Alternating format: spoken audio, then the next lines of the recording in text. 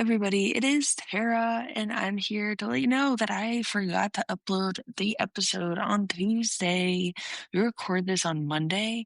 Right now, it's Thursday, September 25th, the day before I start the Mammoth 200.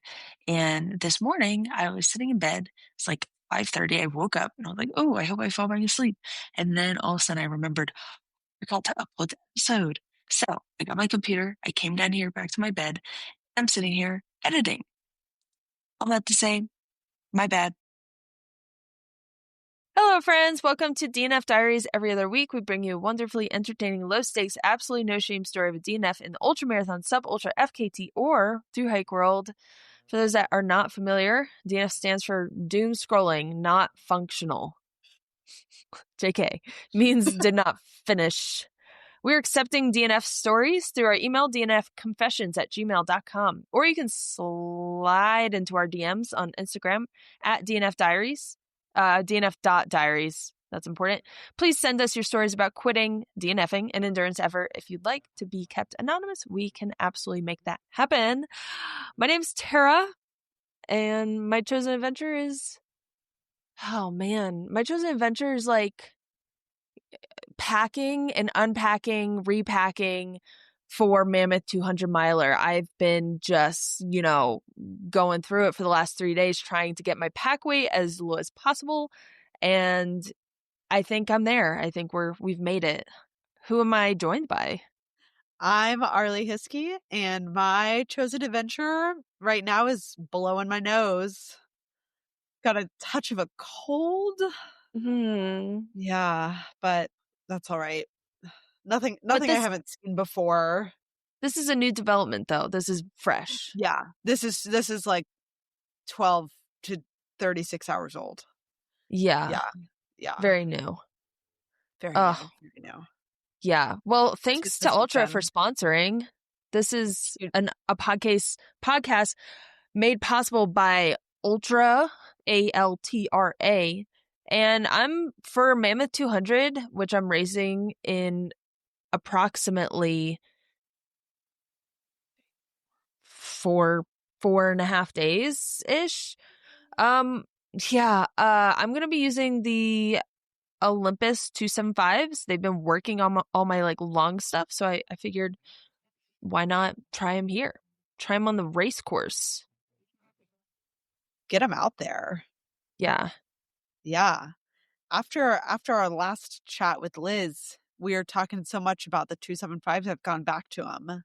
And you know what? They've been great. Huge fan. They do feel roomier than the regular Olympus, I think. But they're so much lighter and less clunkier. It's so nice. Yeah. I appreciate them.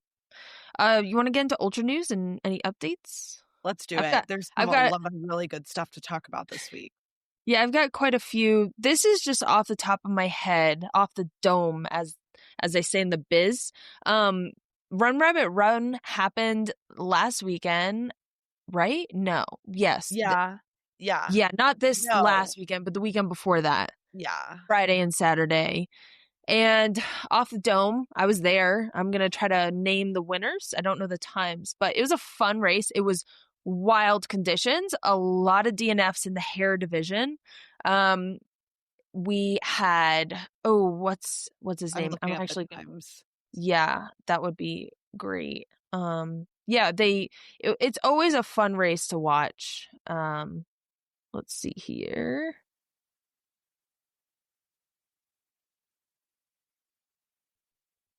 Yeah, I was able to commentate this year, and it's always fun to be there. It's such a fun community.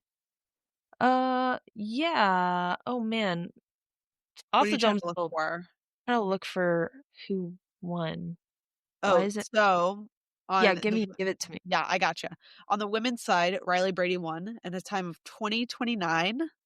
And on the men's side, Jesse Rich won in a time of 17:42. Yeah, he dominated. Absolutely. Yeah, second place was like an hour and a half behind him. Yeah, which was John Harrison, correct? Yeah. And then JP Giblin after him. Yeah. And everything was a lot closer together. Yeah. this, second through 10th place. Yeah. Becca Bramley from Durango got second. And then I think it was, McKendry Hickory got third. Yeah, McKendry from Steamboat. Yeah, it was a fun race to watch. If you're not in Chamonix for UTMB, then you go to Run Rabbit, and it's so much better. I've never been to UTMB, but like I can imagine so much better. I mean, the prize purse is huge. Like Riley won 20. John, was it Jesse and Riley won $20,000. That's for winning. Crazy. Yeah. So incredible. So if you're not in Chamonix, you should go there. Okay, so I'm gonna go to my like predetermined talking points here. Jeff Garmire yesterday around midday, maybe it was like 6 p.m. It was midday here in Colorado. Daylight hours. It was daylight hours. Finished the Appalachian Trail in the fastest known time for a self-supported hike. 45 days, 8 hours, 37 minutes. And did you see the video of him at the end? Just like, it was like 1,000-yard stare. Yeah. We were texting for the like last 2 weeks of his attempt. And the last day we were just chatting about what it was like to finish one of these things and where you're at. And we were talking about how there's no longer a pain cave in these multi-weeks. It is a literal different dimension you exist in. It's like, I don't know what's going on. I don't know where I'm at, but we're just continuing down this straight path. Thank goodness there's a straight path. But congrats to Jeff. That's incredible. Beating String Bean's time. I think it was by 4 hours. I just looked it up. String Bean was 45 days, 12 hours and 15 minutes. And what year was that? That was in 2017. It's like pretty long time ago. Mm-hmm. Wow. Yeah.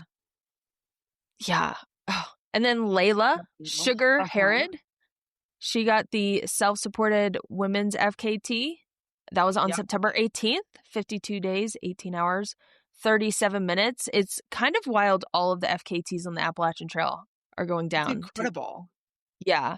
Those supported aren't so good. I'm going to see what Lila took off of. So she went southbound. Yeah. And it was Heather Anderson's record from 2015. 11-year-old record. Yeah, Lila's nearly record 11. 52 days. She took 2 days off of Heather Anderson's record. That's incredible. That's wild. Incredible. Yeah. And then like Sarah Baker, we didn't talk about this one, but Sarah Baker also had an FKT going for women going northbound. And I think it was around like 75 days, I believe. 74 days. 74. Yeah. Yeah. That was another FKT. He took 6 days off of the previous northbound self-supported. Yeah. Because it was 80 days, right? 80. Yeah. Yeah. By Snorkel. Uh-huh. Yeah. So wild. So many FKTs. Yeah. And then I have in here another FKT that we got to talk about last week. So over a month ago, our dear friend who we love so much, Scott, set an absolutely diabolical record in the Adirondack. He did the Adirondacks, all 46 high peaks unsupported in 4 days and 7 hours. And we forgot to mention him. And he brought that up to us. Did he bring it up to you too? Well, he told me that he told you. Oh, yeah, he let me know that because we had this whole segment about the incredible Northeast FKTs that went down. And I just imagine Scott sitting there just like so excited, like, oh my gosh. Oh, actually, I have more Northeast stuff to add to this. Oh, there's so much. There's more. And somehow along the line, we forgot about our sweet, sweet Scott out of Richmond, Vermont. But here we are. We're talking about it now. As Arlee said, diabolical FKT in the Adirondack.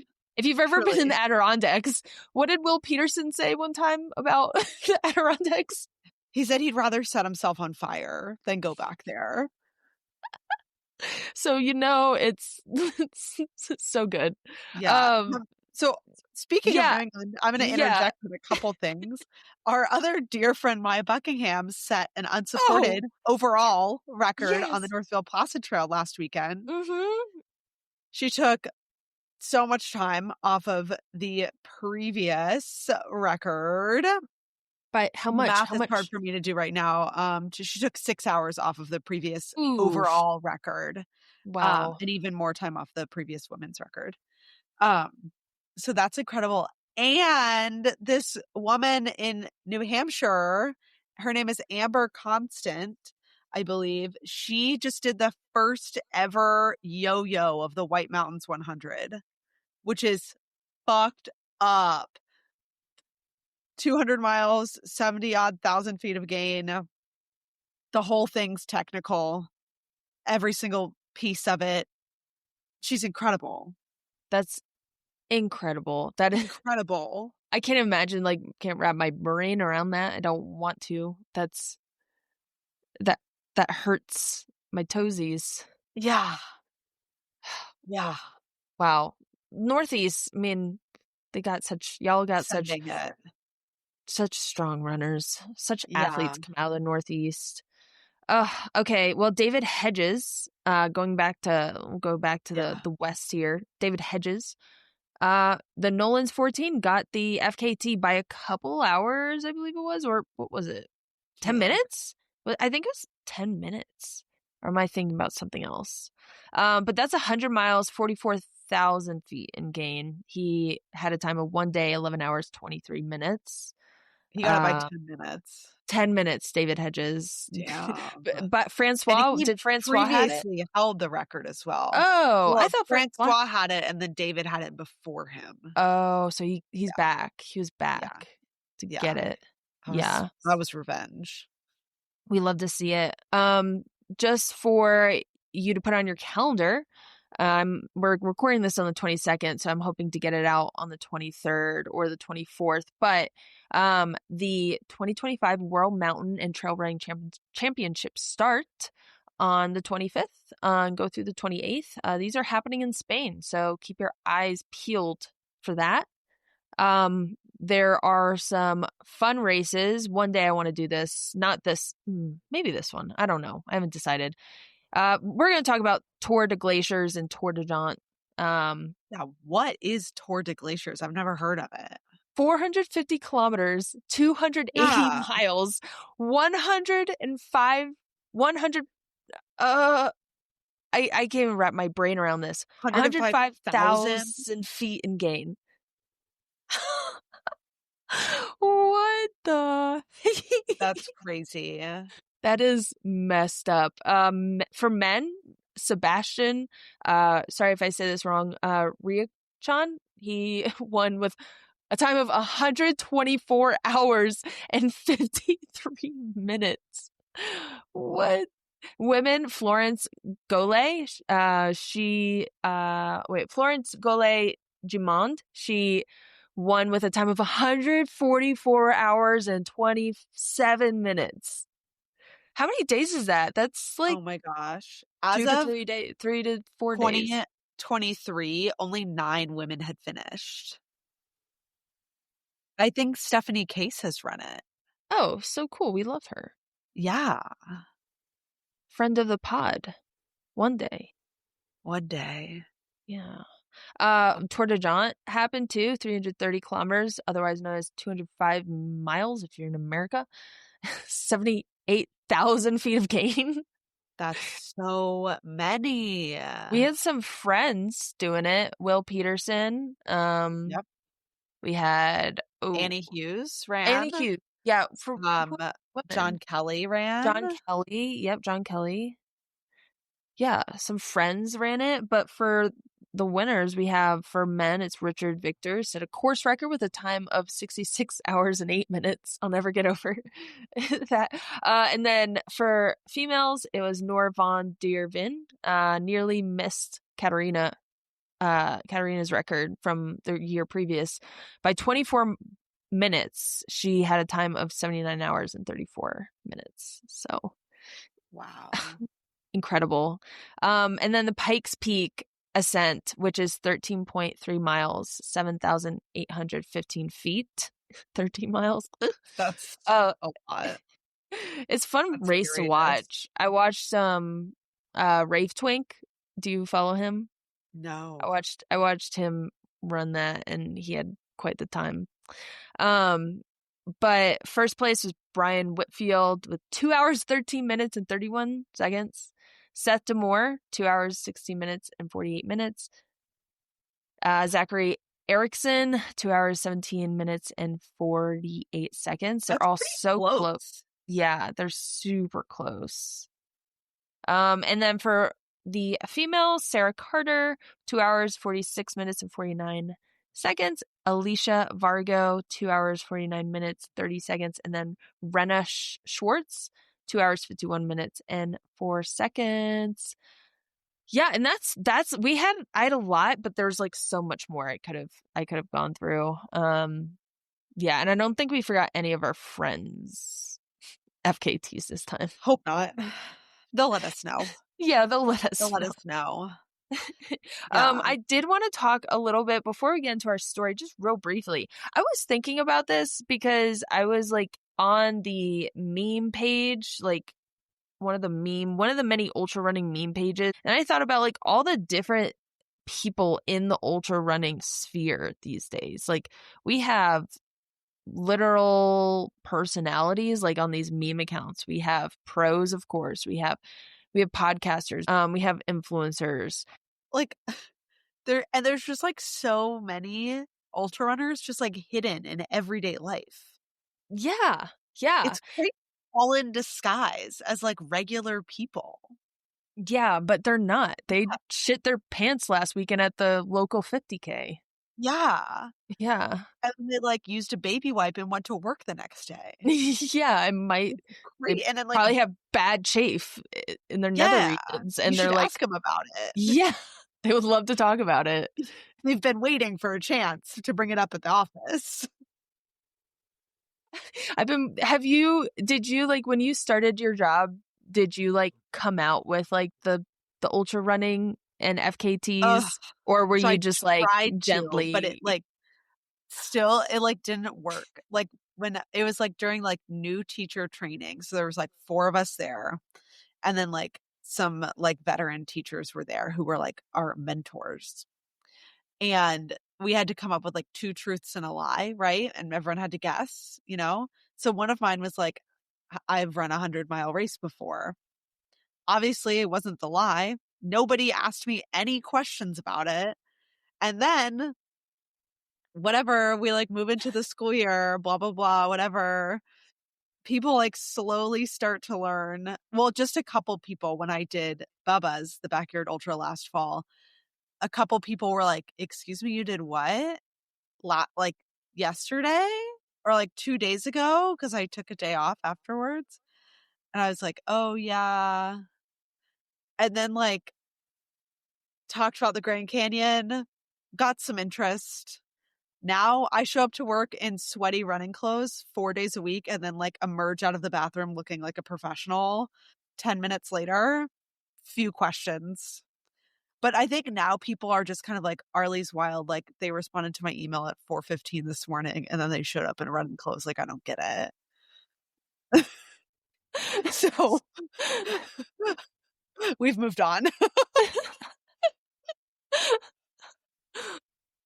Did the kids ever ask? Some of the 6th graders did last year. One of them was like pretty like, holy crap. Like, I can't believe you ran for that long and you didn't sleep. Like out during Bubba's and like, excuse me, what? And then like the Grand Canyon, they were like so funny about it because I gave the 6th graders, if you go back into our episodes, you'll find out I gave them a math problem.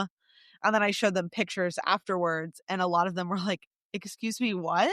And I was like, I know, it's crazy, right? It's crazy. But currently the fourth grade is more concerned with how good my recess gymnastics are. And today I'm going to take a video of it tomorrow. I did something very impressive. So I'll put it on the Instagram page. Yes. Yeah, it was the best. I can't believe my body did that. I'm imagining a lot of things. We went a lot of different directions. When I say I mean this. Oh, yeah. Oh, yeah. Oh, Arlee, do you think we should get into the story time? Oh, my gosh. I'd love to tell today's story. I'm so excited to hear this one. I got a little taste. It's so good. So I will say that I wrote this while watching the season premiere of Dancing with the Stars, which I don't usually watch, but it has 2 of the Secret Lives of Mormon wives on it, and Zac Efron's brother. What? And Steve Irwin's son. So there's a lot going on. Jam-packed. It was a great evening. My friends were here, and I was writing a podcast script, and we were watching this incredible TV show. So yeah, I can't wait to get into it. Are you ready? Yeah, I'm ready. Okay, here we go.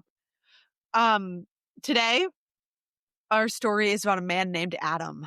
He is a self-proclaimed fan of Tara's, a roadie with a love for the full thon distance. That is 26.2 miles. It's also called a marathon. But one time I was running a relay leg of a marathon, and I saw a sign that said, "Big dogs do full thons." So now I call them thons. Adam's story is one of triumph and perseverance, as well as learning. Adam found himself ultra curious, a place we've all been, and captivated by the Umstead 100. He paced the event in 2024 and then entered in 2025. Aside from a solo 50K in 2023, this was his first ultra. Wow. Yeah. Tara, you are quite familiar with the Umstead 100. I'm going to ask you more questions about it later, but right now, could you sum it up in 3 words? Oh. Community. That's 1. Fast. 2. Competition. All right. Community, fast, competition. Keep that in mind. So we're going to rewind to 2024 as Adam prepares for Umstead. All right. So this one gossip podcast I listen to, when they do, like, when they go back in time, they have this cute little chime sound. So imagine that. Do-do-do. Yeah, just like that. So Adam refers to the year 2024 as a great building year for running. He threw down a fat PR in the half marathon, and he was prepared to throw down another massive PR in the full thon at the City of Oaks Marathon in November of 2024. This is a marathon in Raleigh, North Carolina. Go Heels. And he had an incredible training block. I believe Are you the gonna? Wolfpack. I believe the Wolfpack are in Raleigh, North Carolina. Go Heels. Go Heels. He had a perfect training block. Not sure what that's like. And then he strained a hammy 3 weeks before the race. Oh, we hate to hear it. We hate to see a close to the race injury. Personally, I've shed a lot of tears on them, and also used probably 10 buckets of false hope and Tiger Balm. Tara, what is your experience with very close to the race injuries? Oh, well, it's usually like the week before, where my body's like revolting against the taper that I'm putting it through. You said, what's my response to it? Just your experience. Experience, not great mentally, like mentally unwell for sure. Usually like decide in the moment if I should KT tape my entire body or not, and usually I'm not, because Megan's talking me off the ledge. I love to believe that KT tape will fix it. Yeah, it will fix everything. Who's to say it hasn't? I don't know. Who's to say that's the one intervention that's been the real fixer in everything that I've ever done? I think quickly heal something. I think they use it in buildings that need to be like renovated, I think they use KT tape to hold like beams, like steel beams together. Yeah, just like this body held together by KT tape. My body's and tiger steel. balm. Yeah. Yeah. So Adam takes some time off. He rehabs the hammy and he still goes out to race the City of Oaks. Go Heels. He takes a tour of the city on foot. It was all great. He was on pace for his full-thon PR until the cramps at mile 22 gave him a 10-minute positive split in the second half. Oh, hate to see it. Oh well, we move on. All this backstory is going to come in hand when we get to Umstead. Got to build up to it, just like you build up to a full-thon. Yeah. Yeah. Adam sets off after a couple weeks off. He rests, he relaxes, he does this, he does that. He sets off into another road marathon training block. I told you, he's a big roadie. We're going to get to that in a minute. I'm going to ask you a question about it. This time, he's got his eyes set and a bib ready for the Tobacco Road full-thon. Oh my gosh, I know that race. Oh yeah? What do you know about it? It happens near Raleigh. Yeah, in Durham. Go Heels. I believe that's Duke territory. Go Heels. I don't believe North Carolina is just all Tar Heels, but I could be wrong. You are saying it with a lot of confidence. Yeah, you're right. Go Heels. What else do you know about Tobacco Road Marathon? Any fun facts? Oh, well, Anything I volunteered there. That you want to share? Oh, you did? Yeah, in 2010 as a sophomore. Oh my God. Maybe sophomore, junior year, I volunteered and I had a little sign. I made a little sign with my cross country team and we cheered people on. And it's very flat. I know it's very flat. Some of my college buddies ran it. I think it's on a rail trail. So it's like super flat. And I think it's like out and back too. Whatever. This doesn't matter because Adam didn't start the race. Oh, Adam. Yeah. So we go from having a perfect training block into having the worst training block ever. A quick whiplash. A lot of illness and some lingering hammy trouble. Remember the pulled hamstring. So he didn't start the full-thon, but he's still a big dog. And Umstead 100 was only 3 weeks after the Tobacco Road Marathon was scheduled. So he viewed this did not start as a gift of more time to get ready for the big dance at Umstead 100. Yeah. And to really cap off this terrible training block, Adam was looking ahead at the forecast for race day. And he did not find it promising nor thrilling. 80 degrees and thunderstorms all day, baby. Ooh, yeah. And it's going to be humid because it's going to be Carolina. So humid. It's going to feel like you're in a sauna. Just dripping. Steam so room wet. ready. Yeah, my mom calls it the devil's front porch down there. Yeah. Shout out, Sarah. So, Sarah and Chuck. Yeah. Tara, how far out do you look at the race day forecast? Oh, man. Like, as soon as I can, like the 10-day. Really? Yeah. I mean, I'm going to do it anyways, but I'd like to know what I need to pack. Like, I've been packing and unpacking from Mammoth, and like, I just need to know. I gotta know. I gotta know what I'm getting myself into. Mentally preparing myself for whatever there is. During races, I find it to be a non-issue because we're all going through the same conditions. During FKTs, people get different conditions. And so if your conditions aren't optimal, that's just like worse for you personally. So like, I would say like FKTs are different than races, but FKTs is a non-issue. Okay. What's the Mammoth forecast looking like? Oh, it's looking okay. Like it looks a little chilly up high, like maybe some rain and storms the first day, but like the next day should be nice. I think it's fine. I'm not gonna worry about it. You'll be fine. Yeah. So back to Adam. Got us off track. My bad. Back to Adam. We're finally at race day. Umstead 100, 2025. Go Heels. Adam's first ultra start line. Oh, he is signed up for the 50, but has personally decided to send it for the 100. And this has been his plan all along. Really? He signed up for the 50 and not the 100 so that he wouldn't feel like pressure about the back half of the race, kind of. It's his first ultra. Do whatever you want. So is he gonna, did he like sign up for the 100 at like when he picked up his bib and stuff? Or is he just like a mix? I don't think so. I think he just had a plan. Yeah, I think he was a man with a plan, and nobody else needed to know about it except for him and his crew. Love that. Yeah, because he had goals for the race. Ooh. Yeah, he was jonesing for a sub 22-hour finish. But due to the trashy training block, he tried to put all expectations and goals aside and decided to, in the words of David Roche, fuck around and find out. Also in the words of Rascal. So, Tara, I'm going to ask you some more questions about Umstead right now. Okay. Because you've run it. You've won it, actually. I've run it twice. Oh my God. You're incredible. The first time was rough. Oh. Anyways. So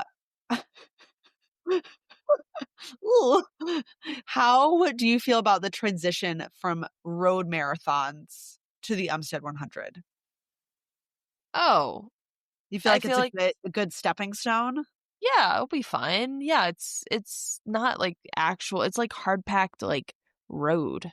It's not like, if we're worried about the terrain, like don't be worried about that because it's fine. I mean, it's hilly for sure, but I mean, if you're used to marathons, I feel like you're used to like your muscles going really fast and like repetitive motions. Like that's what Umstead is. It's just you have to get used to your muscles, like the flat, like it's what 8,000 feet of gain. So it's like you're moving at like with the same like pace, like your body's doing the same thing throughout the race.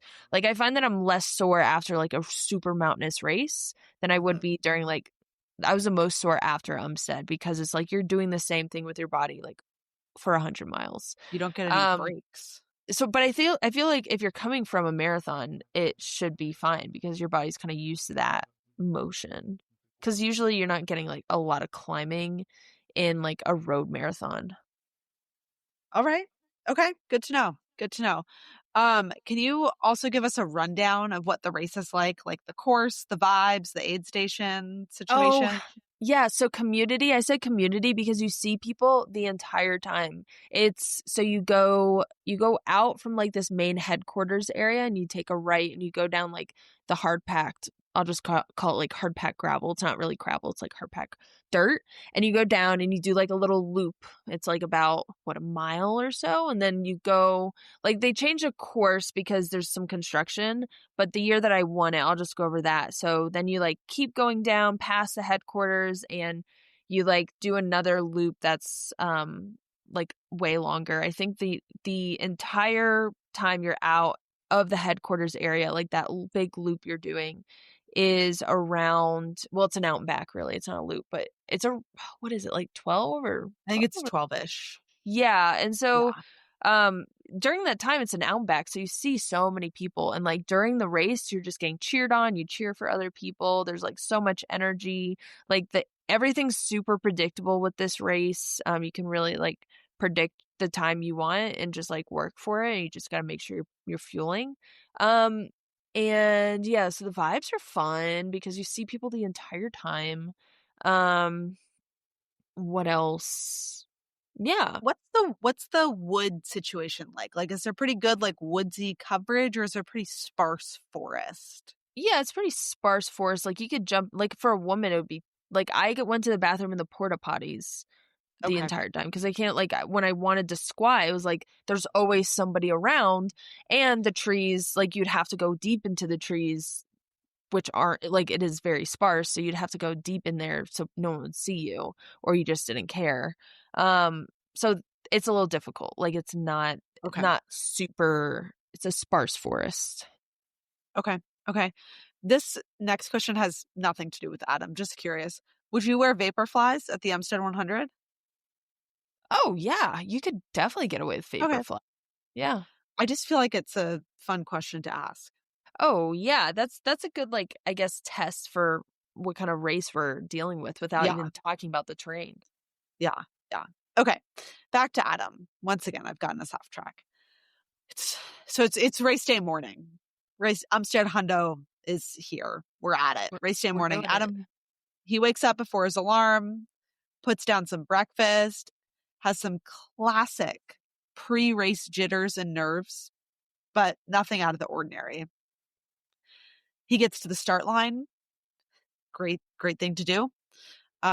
Pees himself a little bit on the start line. He pees himself a little on the start line.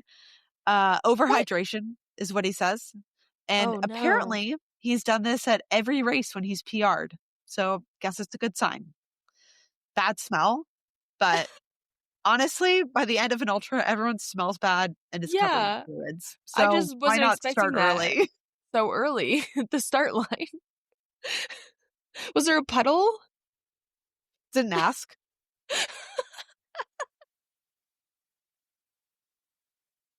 I feel like it was probably just a little drip. It was probably just a little bit. I like that he put it in this recap. I peed a little. It's kind of like a good luck charm for him. Yeah, so. Okay. Makes sense. Yeah. So the pace starts out conservative. He says it's conservative, and he says it felt conservative, but he was on pace for his sub 22 hours. So conservative also seems a bit like a subjective word for the pacing.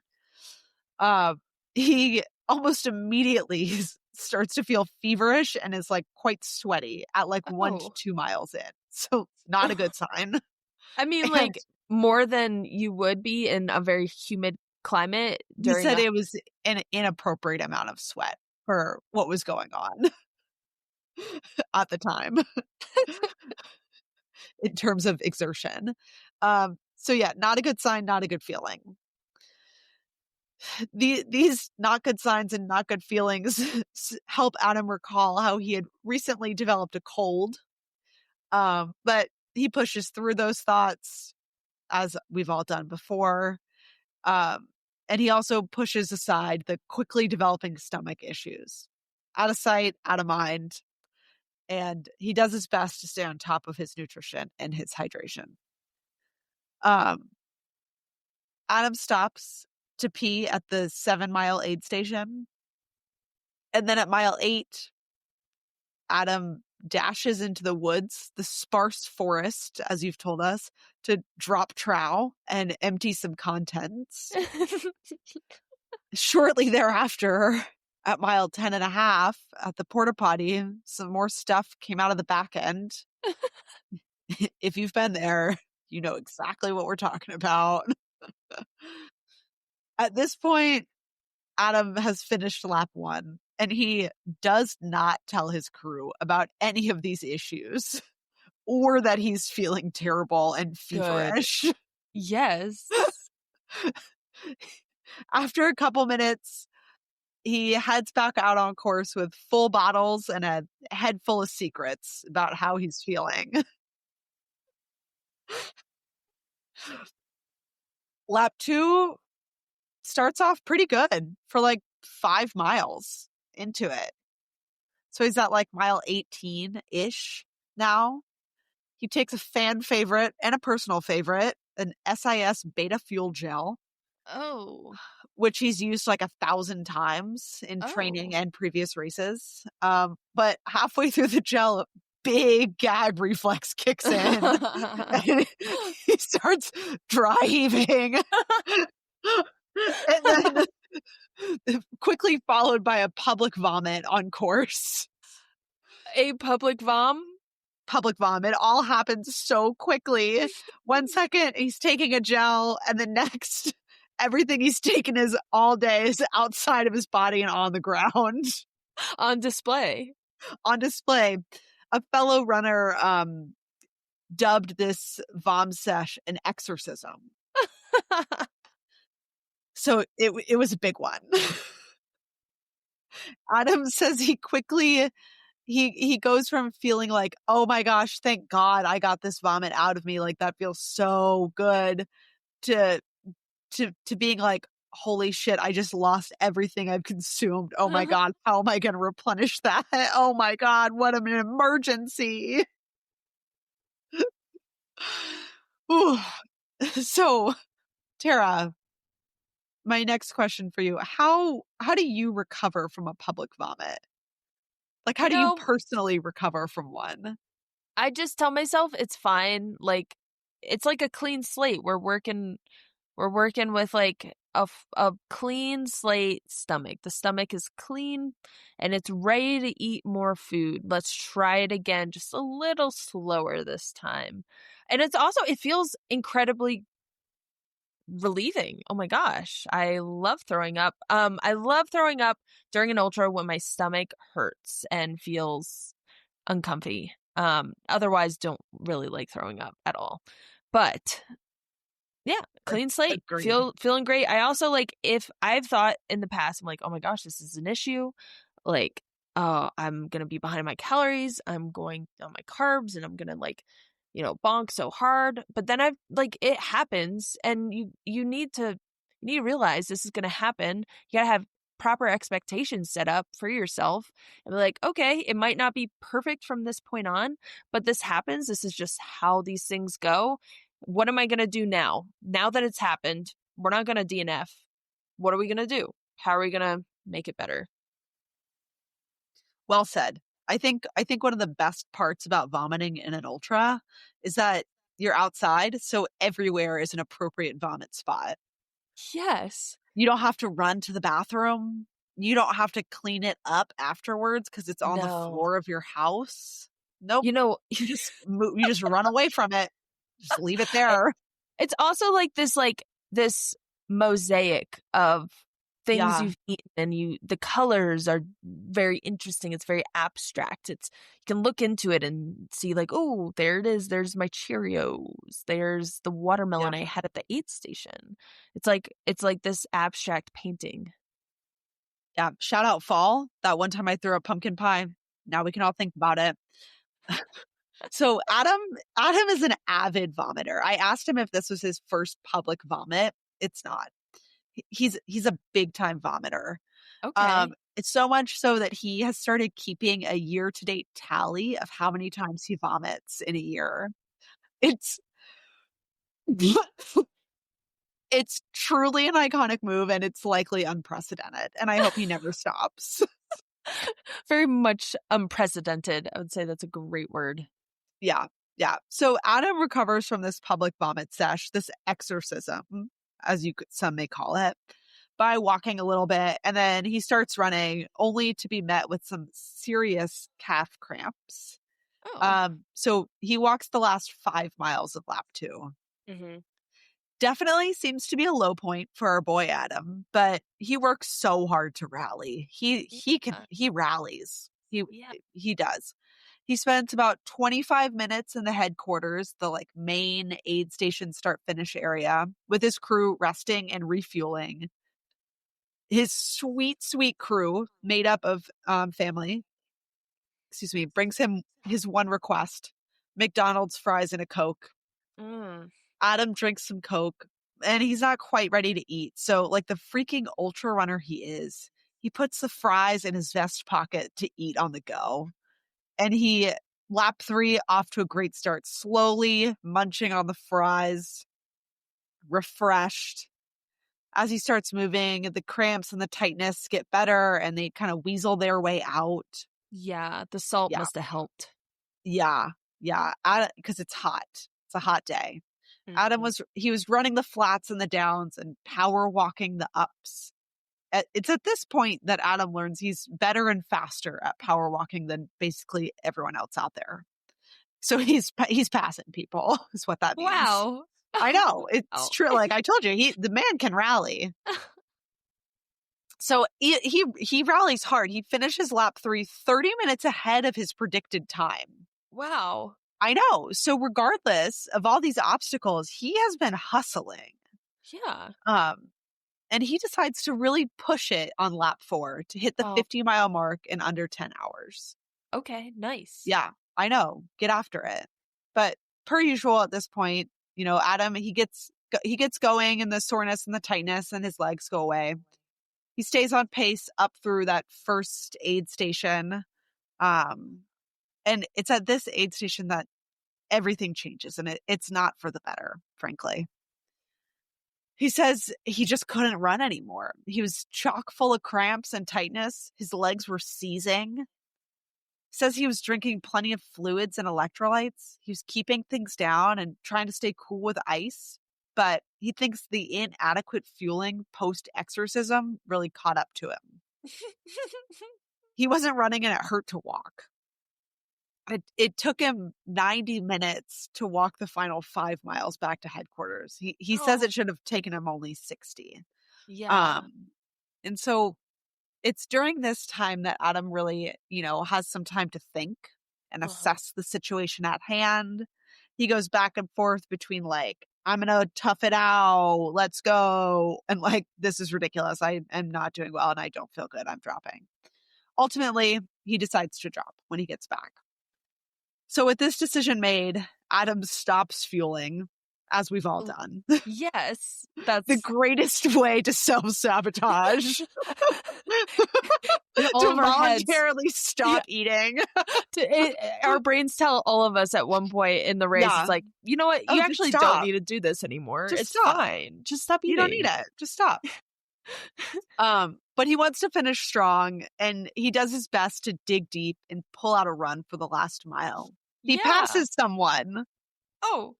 I know. He's incredible. Yeah. Yeah. Adam, he does DNF at mile 50, which is his original distance that he registered for. Sounds like he did not DNF.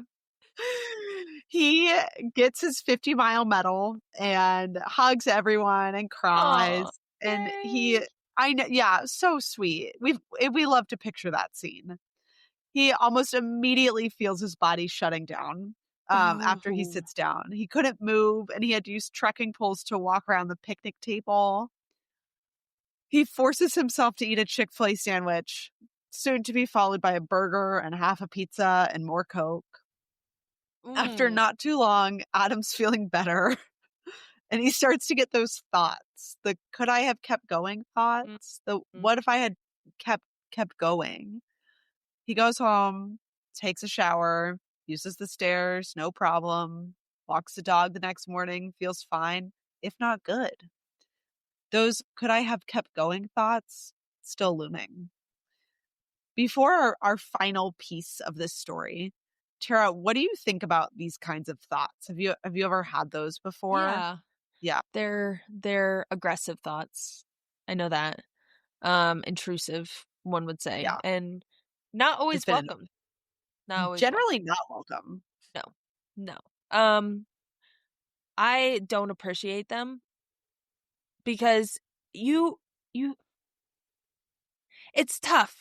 There's this line of like, okay, you're in an ultra, your brain's going to convince you to like stop because at some point, because it's like, it's trying to protect you from whatever's going on. Like you're not really supposed to be doing this, and your body is trying to protect you and your brain and your body. So like you are going to get the thoughts of like, oh, should I stop? But then like you also have this part of your brain, you have to like ride this line of like, okay, this is a good reason to stop. Like this is proper. You have to have like a clear like step. Like, yes, I'm having sharp, consistent pain. I can't keep anything down for the last 6 hours. A specific thing for everybody. And that is when you DNF. And so if it's one of those reasons that you've predetermined, I would say those thoughts are not valid because you did it with the knowledge and the information you had at the time. And so there's like this line, of course. Yeah, they're not welcome thoughts though. I don't appreciate them. I don't like them. Yep. Great. That was great. So Adam, ultimately he does some looking into the results. And he sees that only about a third of the starters finished. So big DNF year. Yeah. Wow. Because the heat. DNF year. Was it the heat? The heat. And he finds comfort in this and in realizing that he did accomplish some, if not many, of his goals for this first ultra. He didn't fall, he didn't get blisters, and he didn't have any hamstring issues. At the end of the day, Adam feels really proud of himself. And he is currently signed up for the New York City Marathon this year. Whoa! He is looking to eventually get redemption at Umstead, but it probably won't be in 2026. But he would like to go back one day. Yeah. I'd love to see Yeah. him. Oh. That's the story. That's Adam's Umstead DNF. Yeah, so thinking of this story, thinking of Adam, it came to me. I've met him in person. I Oh met my him God. after the Umstead 100. The last time I did was at 24 last year. Oh, when he paced. That's the year he paced. Yeah. And then he ran it this year in 2025. Yeah, and he was there, and it was after the race, and after each flat race that I do, we have to get me to the bathroom immediately because like my body just like for whatever reason just expels, and it's violent. And there was a woman, Jonathan was helping me when he was helping me at the race. He was helping me in the bathroom, and he was like trying to like, I don't know, do whatever he could. He was in the women's bathroom. And he's like, she's not doing well. And the woman was like, she heard what was going on. She's like, hey, if this doesn't stop, I'm going to call the ambulance over.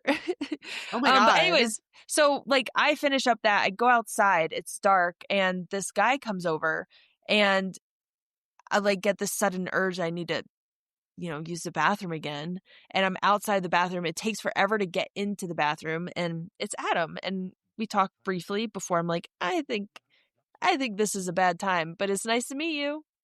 So funny. Yeah, I just remember that, hearing you talk about Adam. Oh my Glad gosh, he what went a special memory. Yeah. I can't believe it was already April. Yeah, so that race, it happens in April, right? It's April. I think so, yeah. Oh, yeah. Well, yeah. Adam, we're excited to see you go back to that race. As far as like things that he could have done differently, do you have any thoughts? It's so hard to race when you're sick. Like, it's so hard, because I feel like sick ultra problems are different from just regular ultra problems. Yeah. And like, they're just different. And it's really hard to tell like why you're feeling away and to also like fix it. I don't know. It's really tricky. But I think maybe, I don't know what his salt situation was, but like, I would say check in on the salt situation. Maybe take more. Yeah, I would probably agree with you on the salt situation. That is like, for a race that's as hot as that was, I feel like that is like a big thing that you need to pay attention to. Like, I don't think SIS has a lot of salt in their gels. I know they don't have it in their drink mix. So that's something to consider for sure, is to add more salt in. Yeah. Yeah. Oh, yeah. But good. First ultra experience, he rallied hard. Yeah. It's incredible. That road marathons I've never done one, but they seem incredibly tough. So like that spirit definitely carries over. Do you want to sign up for one together? No, not particularly. Okay. You don't do it because you just don't. It's not. I just don't want to. I'm not drawn to it. Yeah. Valid. We could do something else together. Yeah. I would do a trail marathon. I've never done one of those. Ooh, yeah, that'd be fun. Yeah. Do that together. Yeah. Oh, so good, Arlee. Thank you so much for that story. Oh my gosh, of course. Thank you, Adam. Shout out. Oh, yeah, thank you, Adam. So glad to hear your story about Umstead. Yeah. Do you want to close out? I was going to find like a podcast review. Oh, yeah. So we'll be back with another story in about 2 weeks after Tara races Mammoth. Yeah. And we'll have some great stories. Bubba's backyard is going to happen in that time period too. So I'm not running it this year. Yeah. Are you going to go? Yeah, I'm going to go. So I'll bring some stories from the crew. Oh, I'm so excited to for hear that. all about it. So pumped. Yeah. And it's going to be awesome. Tara is finding a review right now. I'm sure we'll have some other trail running news to report. Here's a good one. Oh, okay. Let's hear it. Okay. This is from LeGrandy, August 7th, 2025. The title is Delightful Neoprene Felice. I can't like see. DNF. Felice. I can't. It like, I also don't know how to pronounce that. Having discovered this podcast through Tara's Instagram, of course, it was appropriate to listen to her Western States report first. What a fantastically insane story. And Tara, we're all glad you didn't die on the cot. Oh, me too. Me too. Working my way through the rest of the episodes now, and these hosts don't miss. The conversations are hilarious, sometimes serious and casual, without ever feeling like they're wasting time. It's wildly entertaining, but little nuggets of advice and resilience are sprinkled throughout. Please keep up the good work. Oh my gosh. Love to hear it. Thanks, Oh, how Randy. heartwarming. Yeah. Yeah, just made my day. Oh, Arlee, how you doing? How's the sickness level? Do you feel better? We should have I always taken feel better after talking to you. Oh man. Yeah. Oh, Yeah. thanks. Yeah. So, what's your social media? Oh yeah, you can find me at a.hisk on Instagram only. Yeah. Nowhere else. MySpace? No.